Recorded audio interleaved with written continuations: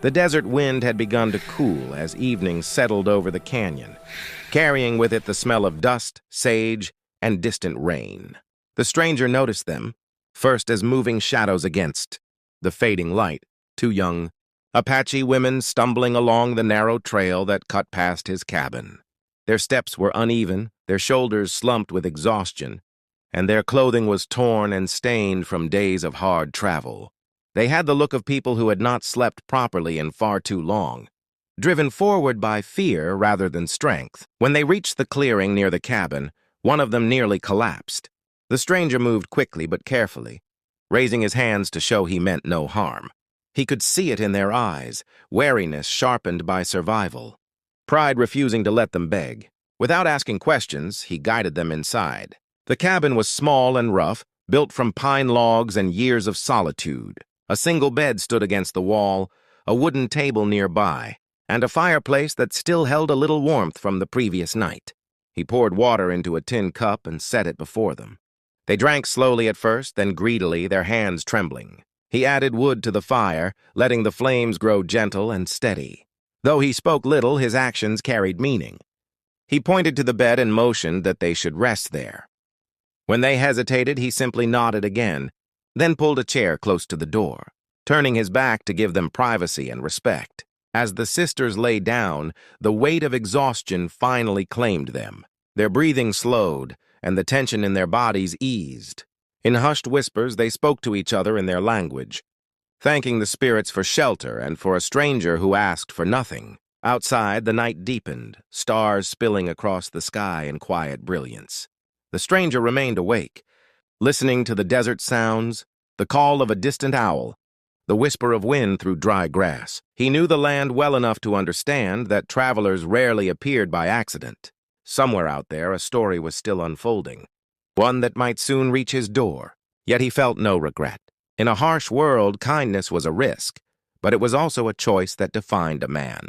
As the fire crackled softly, he kept watch, unaware that his simple act of offering a bed would soon draw the attention of an entire warrior band and change his fate forever.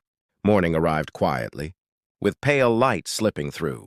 The cracks in the cabin, walls and the smell of cooling, ash in the fireplace. The stranger rose before the sun fully cleared the canyon rim, his senses alert in the way of someone who lived far from help. As he stepped outside, he noticed the ground near the creek bank was disturbed. Hoofprints pressed deep into the damp soil, overlapping and fresh.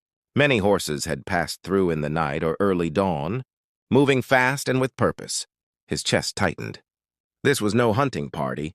Inside, the two Apache sisters were awake now, sitting upright on the bed, their strength partly returned, but their eyes still cautious. They followed his gaze when he motioned toward the tracks. They did not need words to understand what it meant. One of them pressed her lips together. The other lifted her chin, accepting what was coming. Their father would never stop searching. He was a war chief, known for his resolve and the loyalty he commanded. If his daughters were missing, he would ride with force enough to tear the land apart. The hours that followed felt stretched and heavy. The stranger gathered water, split a little wood, and kept watch from the edge of the clearing. By mid-morning, the earth itself seemed to hum.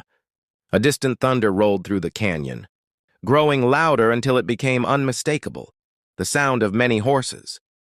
Then they appeared along the ridge, 150 Apache warriors, faces painted, weapons gleaming in the sun. They moved like a single living body, disciplined and deadly. The stranger stepped forward before fear could root him to the ground. He raised his hands slowly, palms open, showing he carried no weapon. The warriors spread out around the cabin, surrounding it without chaos, their horses stamping and snorting. The tension was sharp enough to taste. From within the cabin, the sisters watched, their hearts pounding, knowing one wrong move could mean blood. The leader rode closer, his presence commanding silence.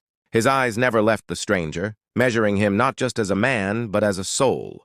The stranger spoke plainly, explaining how he had found the sisters broken by exhaustion and had given them shelter and rest. He did not beg or boast. He simply told the truth. As the warriors listened, the sisters stepped outside, standing beside him and confirmed every word. The air held its breath, waiting for the chief's judgment. The canyon fell into a deep, uneasy silence as the chief dismounted from his horse. Dust settled slowly around his moccasins while the warriors remained still, their weapons lowered but ready.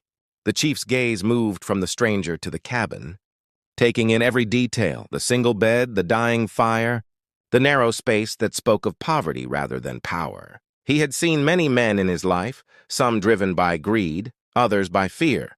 This one stood empty-handed yet unflinching. The sisters stepped forward, their voices steady as they spoke to their father. They told him how they had collapsed near the cabin, how water had been given before questions, how the bed had been offered without demand or expectation. They explained how the stranger had turned his back and kept watch through the night, choosing the cold chair by the door instead of comfort. With every word, the chief's expression softened, not into weakness but into understanding. He walked slowly around the stranger, studying him as one might study a path before crossing it. In Apache ways, honor was not claimed. It was revealed through action. The chief stopped and placed a hand over his heart, a gesture of respect older than memory. He spoke in a calm, powerful voice, declaring that a man who protected the helpless without seeking reward stood under the protection of his people. At his command, the warriors relaxed. Lances were lowered, bows eased, and the tight circle around the cabin opened.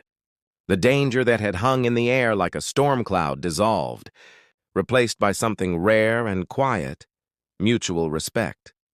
The chief ordered gifts to be brought forward: dried meat, a finely worked blade, and a token marking safe passage through Apache lands. These were not payments, but acknowledgments of a debt that could not be measured. The sisters embraced their father, relief finally breaking through their strength.